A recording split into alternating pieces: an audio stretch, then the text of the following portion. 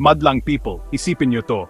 Palubog na ang araw sa magandang araw na to, Hunyo 30, 2025. Isipin niyo ang isang komportableng sulok sa isang coffee shop. Ang hangin ay puno ng matamis na amoy ng bagong timplang kape at bagong lutong tinapay. Sa sulok na ito, may bilog ng magkakaibigan. Ang kanilang tawanan ay umaalingaw-ngaw. Hindi lang ito basta-bastang grupo.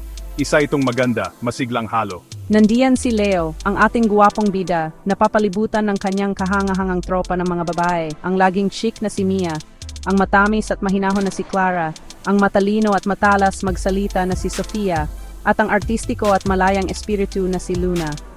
Hindi lang sila magkaibigan, isa silang pamilya na pinagsama ng pagpili, isang patunay sa ideya na ang pag-ibig at koneksyon ay walang hangganan. Ang kanilang usapan ay dumadaloy na parang magandang melodiya, isang halo ng mapaglarong panunukso at malalim, taos-pusong pagbababahagi. Pinag-uusapan nila ang lahat at wala sa isang pagkakataon. Dramatikong ikinukuwento ni Mia ang kanyang malas na pagtatangka sa pagbibake ng cake na nagpapatawa sa lahat.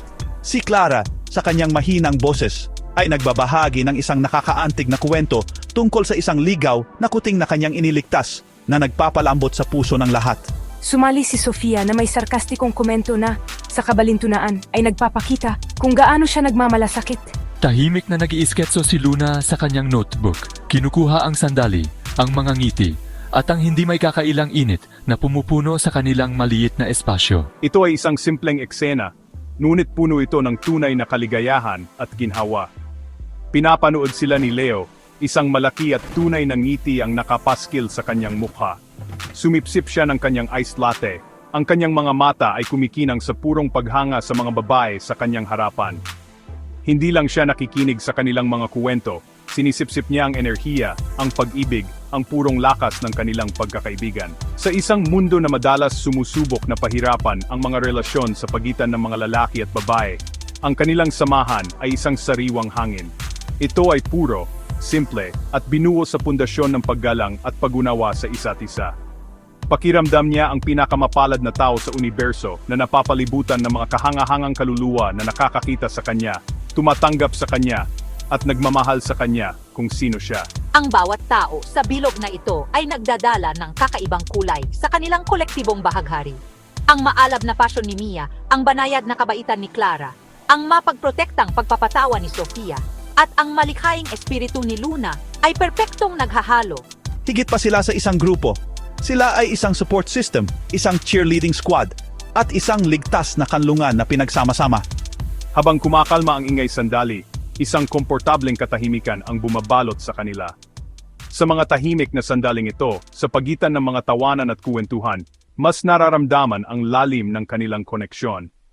Ito ay isang magandang bagay na saksihan, isang buhay, humihingang halimbawa ng kung ano ang hitsura ng tunay na pagkakaibigan. Inilapag ni Leo ang kanyang tasa sa mesa, ang mahinang tunog ay panandaliang nakakuha ng atensyon ng lahat. Lumunok siya at ang mapaglarong enerhiya ay nagbago sa isang bagay na mas malambot, mas malalim. Tiningnan niya ang bawat isa sa kanyang mga kaibigan, nakipag-eye contact kay Mia, pagkatapos kay Clara, pagkatapos kay Sofia, at sa wakas kay Luna. Lumambot ang kanyang ngiti, puno ng emosyon na napakapuro at tunay na halos mahawakan. Nararamdaman ng mga babae ang pagbabago at buong atensyon silang bumaling sa kanya. Ang kanilang mga ekspresyon ay halo ng kuryosidad at pagmamahal.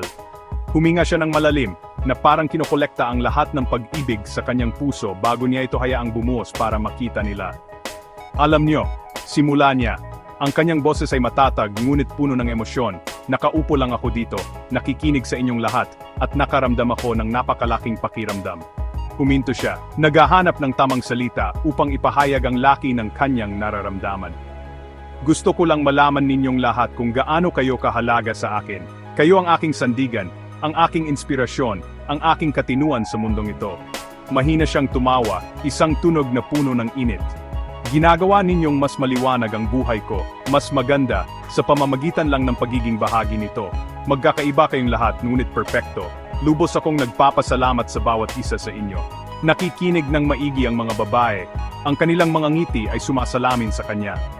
Walang pagkailang, walang pagka-discomfortable, tanging isang pinagsamang pakiramdam ng init at pag-unawa. Alam nilang ito si Leo na nagiging totoo sa kanyang sarili, nagpapahayag ng kanyang nararamdaman tulad ng dati. Isa ito sa mga bagay na pinakagusto nila sa kanya. Hindi siya natatakot maging mahina, ipahayag ang kanyang pag-ibig ng bukas at tapat.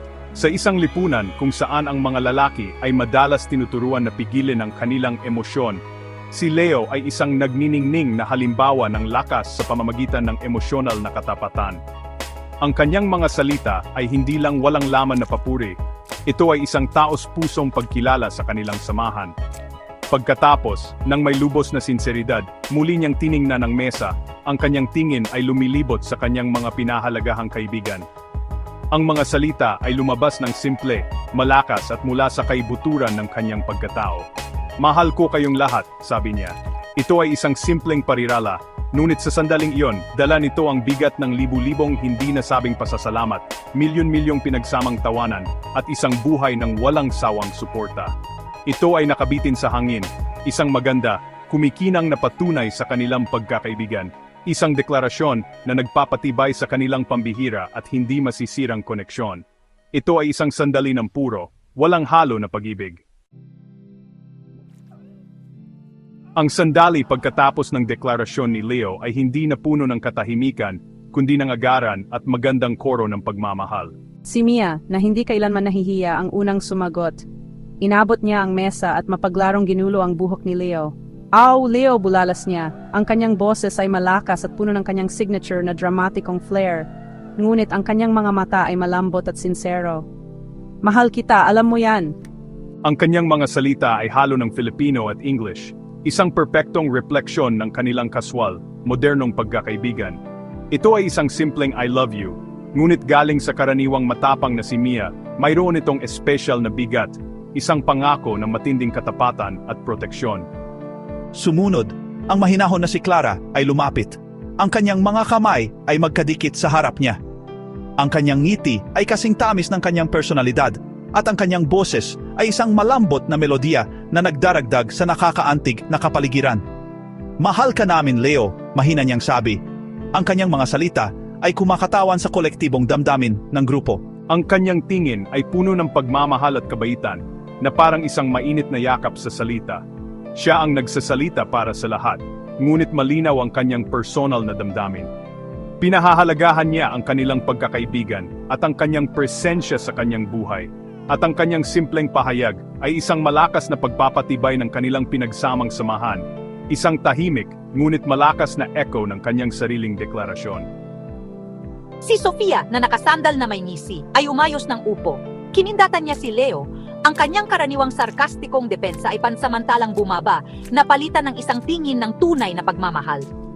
Hay nako, pinapa-emosyonal mo kaming lahat, biro niya, ngunit ang kanyang tono ay banayad. Siyempre, mahal ka rin namin. Ikaw na malaking dork, mahal kita, okay? Huwag mong kalimutan yan. Ang kanyang mapaglarong insulto ay ang kanyang kakaibang love language, isang paraan ng pagpapakita ng pagmamahal na napaka-Sofia. Nagpatawa ito kay Leo, at alam ng lahat na sa likod ng kanyang matalinong panlabas ay isang puso ng ginto na nagmamahal sa kanilang lahat ng matindi. Sa wakas, tumingala si Luna mula sa kanyang sketchbook. Nakunan niya ang buong eksena sa mga linya ng uling sa kanyang pahina. Ipinakita niya sa kanila ang drawing, isang magandang sketch ng kanilang mga nakangiting mukha sa paligid ng mesa. Itinuro niya ang walang laman na espasyo sa ilalim ng pahina, at pagkatapos ay tiningnan ng kanyang mga kaibigan. Ang kanyang mga mata ay kumikinang. Mahal ko kayong lahat, bulong niya. Ang kanyang boses ay puno ng tahimik na passion ng isang artista. Ang kanyang deklarasyon ay nagkumpleto sa bilog, na nagdala ng damdamin sa buong bilog. Ito ay isang malakas na sandali kung saan ang pag-ibig ay ibinibigay at ibinabalik ng malaya, ng walang pag-aalinlangan o komplikasyon, isang magandang simponya ng pagmamahal. Ang hangin sa coffee shop ay puno na ngayon ng pag-ibig, isang nararamdamang enerhiya na marahil ay nararamdaman din ng barista sa likod ng counter. Walang inggit, walang kawalan ng seguridad, walang pahiwatig ng romantikong komplikasyon. Ito ay pagkakaibigan sa pinakapuro, pinakawalang halo nitong anyo. Ito ay isang pagdiriwang ng platonic love, isang malakas na puwersa na madalas hindi naiintindihan o pinahalagahan. Ang mga kaibigang ito ay nagtayo ng isang relasyon batay sa pundasyon ng paggalang, bukas na komunikasyon, at malalim na pagpapahalaga sa isa't isa bilang mga individual. Lumikas sila ng isang ligtas na espasyo kung saan ang mahal kita ay hindi isang komplikadong code, kundi isang simple, magandang katotohanan. Naunawaan nila na ang pag-ibig ay hindi isang limitadong mapagkukunan. Ang pagmamahal ni Leo sa lahat ng kanyang kaibigang babae ay hindi nagpapababa sa kanyang pagmamahal sa alinman sa kanila. Gayun din, ang kanilang individual na deklarasyon ng mahal kita at ang kanilang kolektibong mahal ka namin ay magkakasamang umiiral ng maayos. Ito ay isang mature at emosyonal na matalinong dinamika. Isang modelo kung paano dapat ang pagkakaibigan. Pinatutunayan nila na maaari kang magkaroon ng malalim, makabuluhan at mapagmahal na relasyon na hindi tinukoy ng romansa. Ang kanilang samahan ay isang patunay sa katotohanan na ang puso ay may walang hanggang kakayahan na magmalasakit sa iba at na ang bawat uri ng pag-ibig ay balido at maganda. Habang naghahanda silang umalis, patuloy ang magandang vibes. Kinukuha nila ang kanilang mga gamit, nagtatawanan at nagkukuwentuhan pa rin, nagpaplano ng kanilang susunod na pagkikita. Ang usapan ay magaan, ngunit ang pakiramdam ng koneksyon ay nananatiling malakas. Magkasama silang lumabas ng coffee shop, isang nagkakaisang puwersa laban sa mundo. Ang kanilang pagkakaibigan ay isang kuta, binuo ng paisa-isa sa pamamagitan ng mga pinagsamang alaala, mga inside joke, at walang sawang suporta. Ito ay isang samahan na nasubukan ng panahon at mga hamon, at lalo lamang lumakas. Sila ang mga constant ng isa't isa sa isang mundong puno ng mga variables. Ang kanilang kuwento ay simple, ngunit mayroon itong malakas na mensahe. Ito ay isang paalala na pahalagahan ng iyong mga kaibigan. Sabihin sa kanila na mahal mo sila at ipagdiwang ang iba't ibang uri ng pag-ibig na nagpapayaman sa ating buhay. Habang naghihiwalay sila na may mga yakap at mas maraming mahal kita, dala-dala nila ang init ng kanilang pinagsamang pagmamahal. Hindi lang ito isang grupo ng magkakaibigan, ito ay isang pamilya. At sa wika ng puso, maging ito man ay mahal ko kayong lahat, mahal kita o mahal ka namin. Malinaw ang mensahe. Ikaw ay minamahal, ikaw ay pinahalagahan, at hindi ka kailanman nag-iisa. Ganda, di ba? Yan ang kapangyarihan ng pag-ibig.